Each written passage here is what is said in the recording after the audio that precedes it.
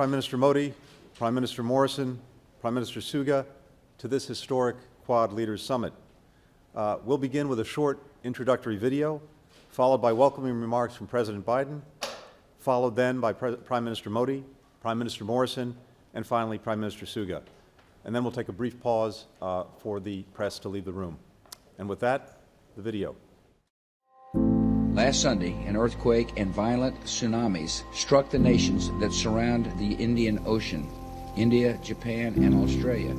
Forged from trial, united in a vision, free and open, inclusive and healthy, anchored by shared values, unconstrained by coercive power, and committed to addressing the world's defining challenges.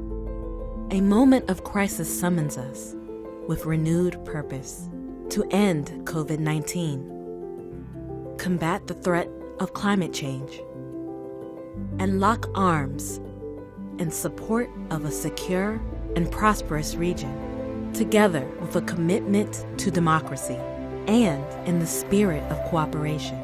The Quad rises to new heights to secure a free and open Indo-Pacific for the region, our peoples, and the world.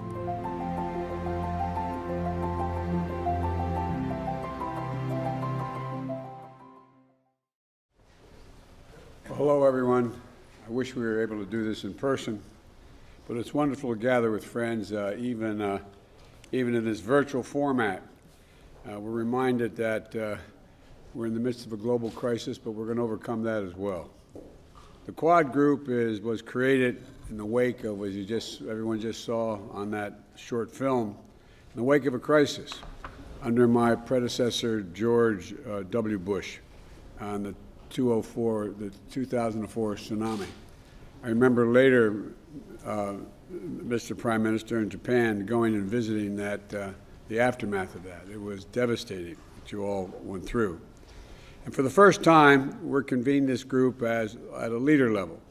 And I want to thank my counterparts for joining me today, Prime Minister Morrison and Modi and Suga. It's good to have you all. Like I said, I wish we were doing this together. It's also the first multilateral summit that I've had the opportunity to host as president. And on this moment, it's a purpose that I think we all are concerned about. A free and open Indo-Pacific is essential to each of our futures, our countries. The United States is committed to working with you, our partners, and all our allies in the region to achieve stability.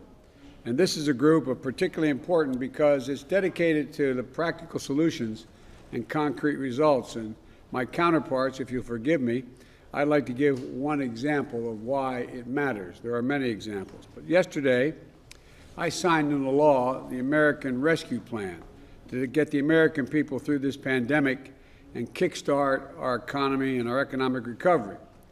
It's a bill that will get meaningful help into the hands of people in our country who need it the most.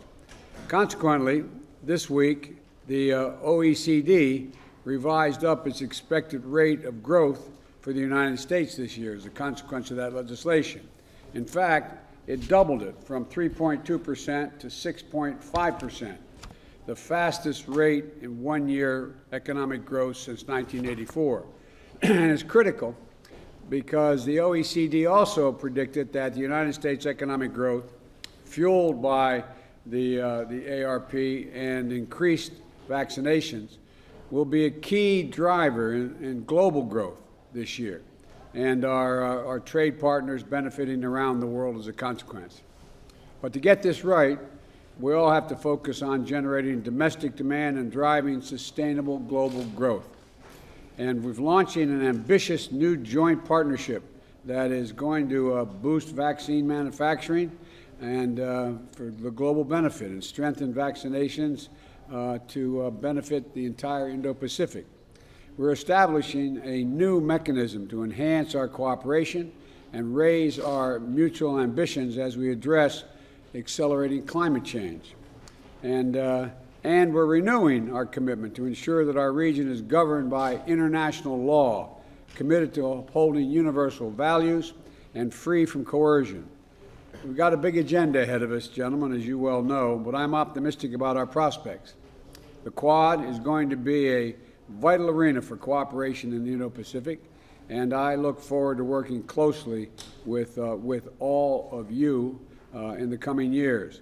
And now, Prime Minister Modi, I'm kicking it over to you. And again, it's great to see you.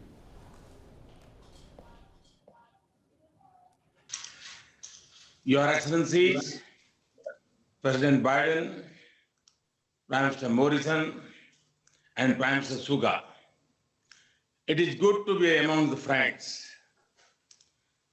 I thank President Biden for this initiative. Excellencies, we are united by our democratic values and our commitment to a free, open, and inclusive Indo-Pacific. Our agenda today, covering areas like vaccines, climate change, and emerging technologies, make the Quad a force for global good. I see this positive vision as an extension of India's ancient philosophy of Vasudhaiva Kutumbakam, which regards the world as one family. We will work together closer than ever before for advancing our shared values and promoting a secure, stable, and prosperous Indo-Pacific. Today's summit meeting shows that Quad has come of age.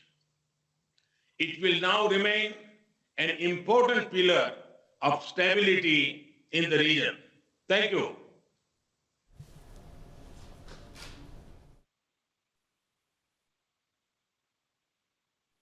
President Biden for this wonderful initiative and bringing us together. And my fellow Prime Ministers, it's great to see you. Namaste. Good morning, konnichiwa, and from Australia, g'day. As we begin a new day here in Australia, it's not yet dawn, but we join together as Quad leaders of nations to welcome what I think will be a new dawn in the Indo-Pacific through our gathering. History teaches us that when nations engage together in a partnership of strategic trust, of common hope and shared values, much can be achieved. When the world emerged from the Great War and our last global pandemic a century ago, it soon found a Great Depression and another global conflict that unleashed a poverty and a devastation that was unthinkable. As we emerge from this global pandemic and the global recession, let us together create a different future. It is the Indo-Pacific that will now shape the destiny of our world in the 21st century.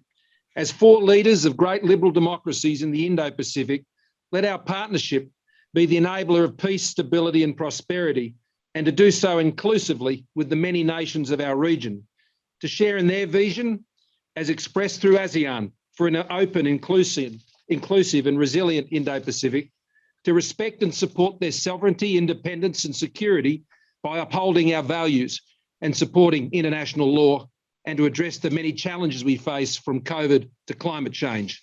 Know, friends, that Australia, while looking to our friends in all of these tasks, we never leave it to our friends.